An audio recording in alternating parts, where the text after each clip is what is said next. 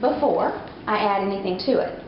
This wreath started as a grapevine wreath with a couple of garlands of really inexpensive fall leaves wrapped around it.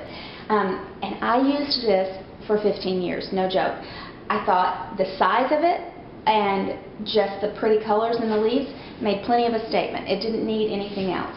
This year, you know, the husband made a new door. He actually made the coolest door. You have to look on the blog under DIY Tudor door and door frame. But he made this ginormous Tudor door, and I wanted my wreath to look a little spiffier, so I'm going to add some things to it. I grabbed some grapevine pumpkin picks along with a few fall picks just to add a little substance to this, and I'll probably wire in a few of these gourds if they look right. I really haven't practiced this. I don't know what I'm going to do, so you come with me and let's see. Oh, and also always have burlap ribbon, because you will need it no matter what you're doing. That's what I found anyway. All right, let's add to this little wreath, shall we?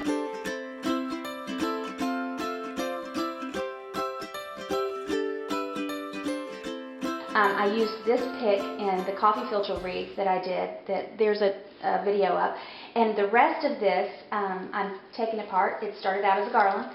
Just see, it just winds around. They're really easy to take apart.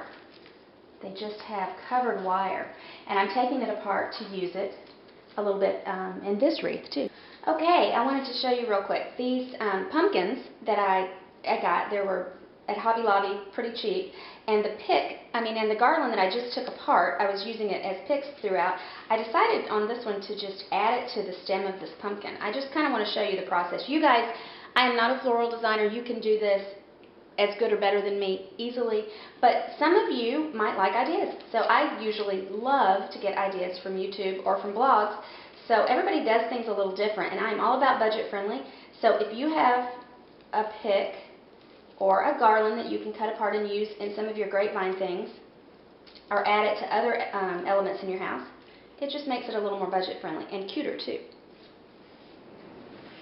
Do you guys know how to make a burlap bow, or a bow period? Probably you do, but just in case, I thought I would run through it real quick right here. There are probably correct ways to do this, but this is the way my mama did it, so this is the way I do it. Just take your ribbon, whatever kind, and fold it, and then underneath, fold it back the other way. You're kind of going with an accordion pattern as big as you want your bow to be. The beauty of burlap is it's really easy to work with. Then I take a piece of floral wire, put it right in the center, and tie it off.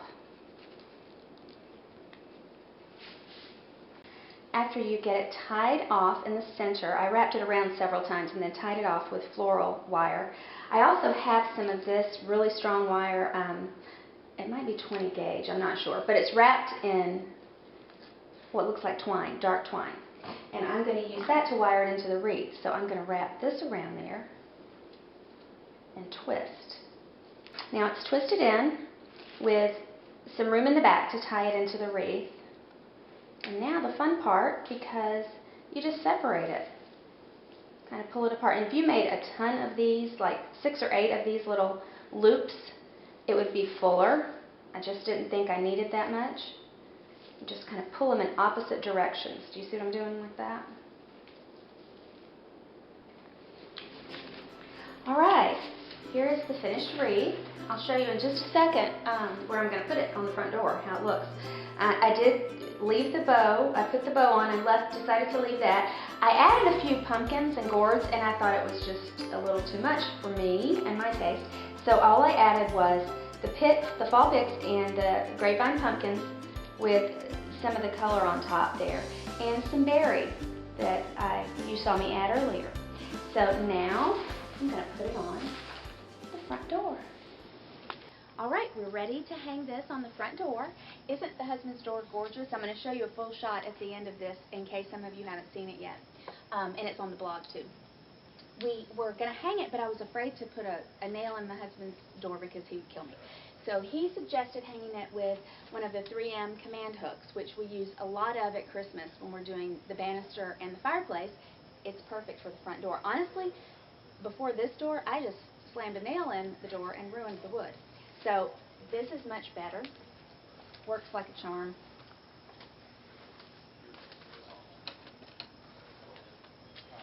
Perfect, huh? Till next time, sending love from me to you. Bye, guys.